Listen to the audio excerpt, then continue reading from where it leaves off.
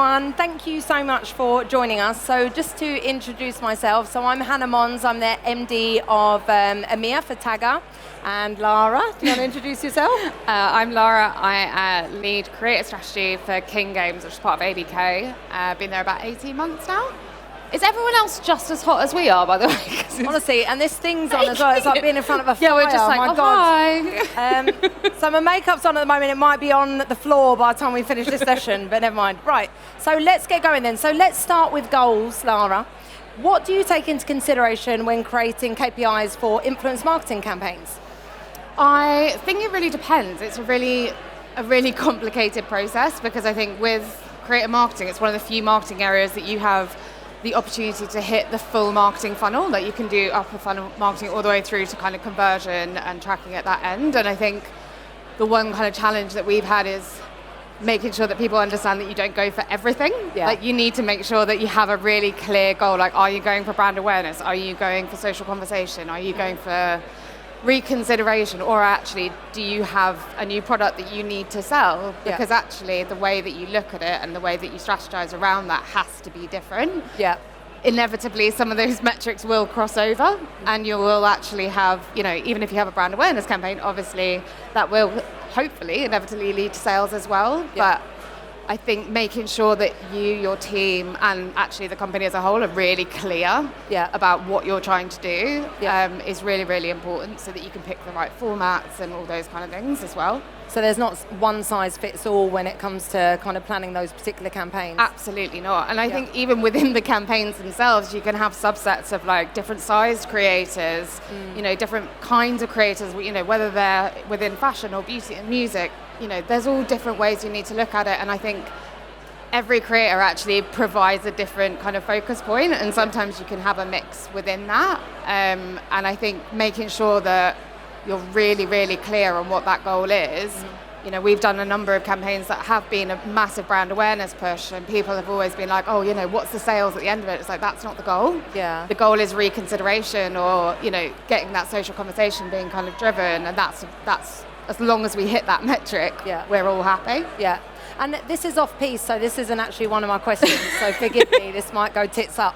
But throughout the campaign, do you have to change things up quite often as well? Because you might have a set number of KPIs to start with, and actually as you're executing the campaign, things might change a bit. Yeah, Do you find that happens a lot, or?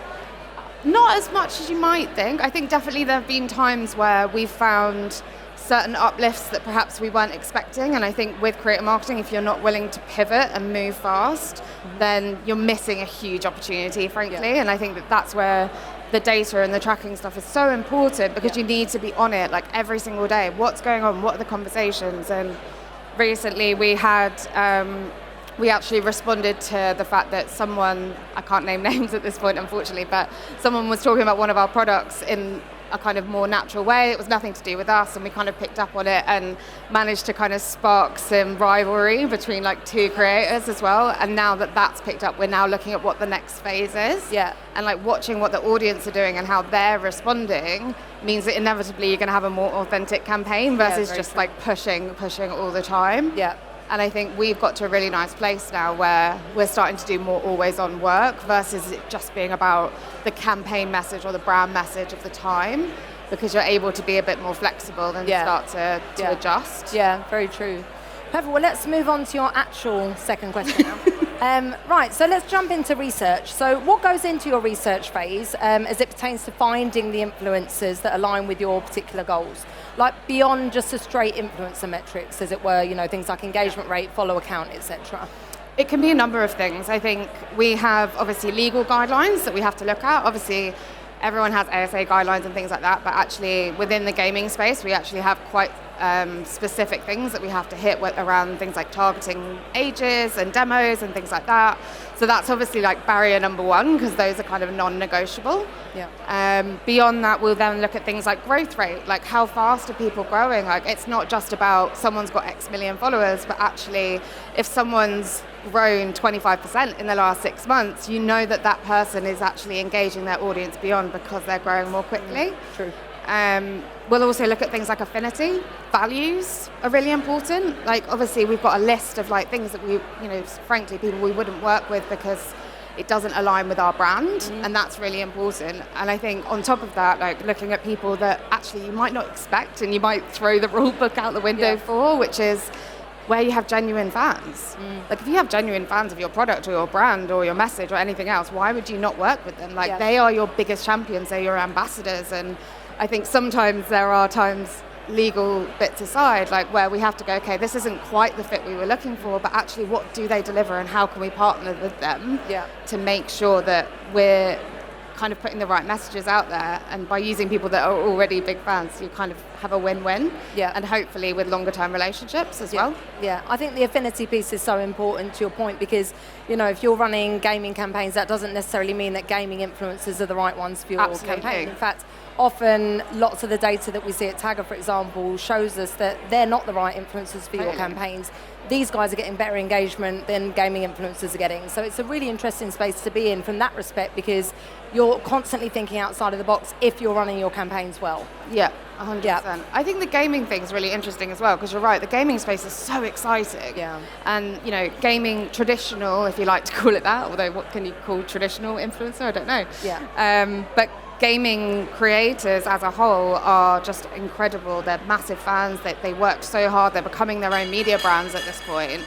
But actually, like you say, there are certain campaigns or certain games or certain brand portfolios. Actually, that doesn't work for what we're trying to achieve. And actually, diversifying that audience outside of what you would just expect is actually sometimes more exciting for for what we're doing. And I think that doesn't negate the need for them at all. They're like our biggest champions. But actually showing up in unexpected ways and supporting creators who are perhaps a little bit outside of what you would expect sometimes has given us some of the best results. Yeah, very true. Okay, and then using data as part of your strategy, it's not just about discovering creators, isn't it also about looking at the opportunities to kind of extend and develop new partnerships? 100%. I think that's one of the biggest challenges, actually, sometimes back to what we were talking about before, is like pivoting.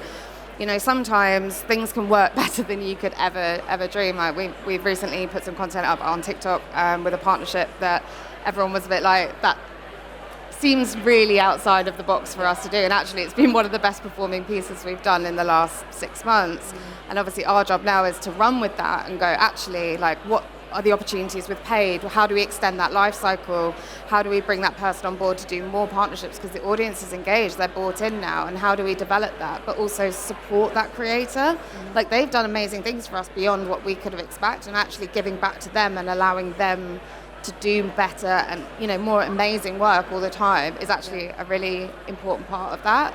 So using data to trigger when we're going, okay, hang on, this is what we were expecting and this is what we're getting. How do we use that to look at other formats? How do we use that to expand what we've already done, but actually move really fast? Yeah, for sure. Wow. Do you know what? I don't know if that's 15 minutes or not. No one's waving at me yet. 5 minutes left. Okay, perfect. We can just ad-lib for this part. I won't sing because I'll save you all of that.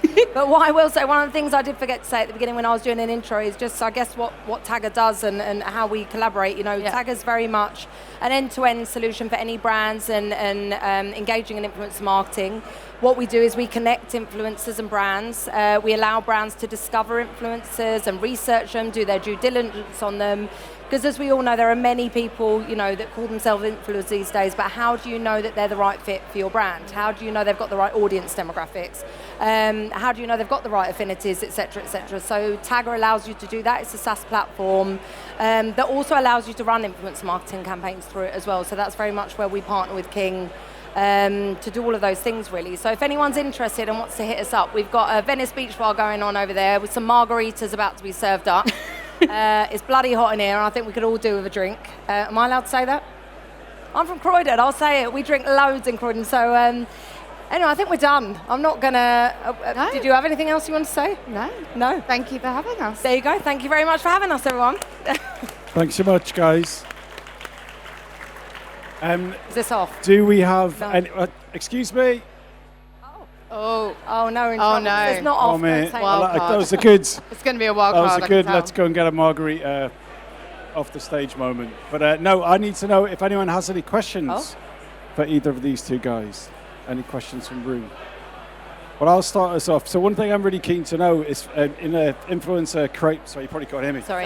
From an influencer creative space, what do you see the future of it being? What are the new trends, new technologies that we're going to see in the next 2 years that are going to change the way the space works? Oh, that's probably more of a question for... Well, I was going to say you're the tech We're person. palming it off. So I think attribution is something that we're really focusing on as a platform. You know, how do you attribute success to each individual influencers? And we can pinpoint that now quite effectively on the platform, but it's going beyond just a click. It's going beyond, just the traffic being driven to a certain website. Is looking at actual hard attribution metrics. So that's something certainly that we're looking at. Affiliate marketing, all of that kind of thing as well. Kind of looped in. by the way, can't hear you. You can't hear me. No. No. So I'm just going to sit my here head and turned. nod and smile and be like, yeah, well done, nailed it. Attribution, nailed love. it. Attribution was one of the big things that we're focusing on this year.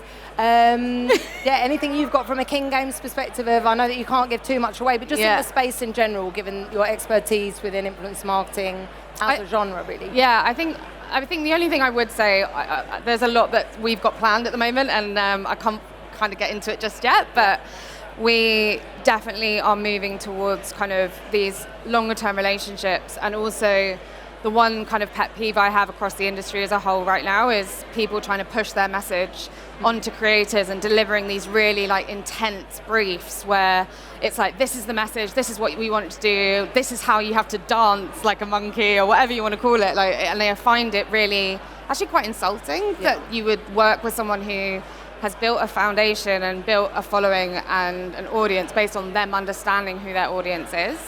And so a big part of what we're trying to do now is move forward in a one-line brief way.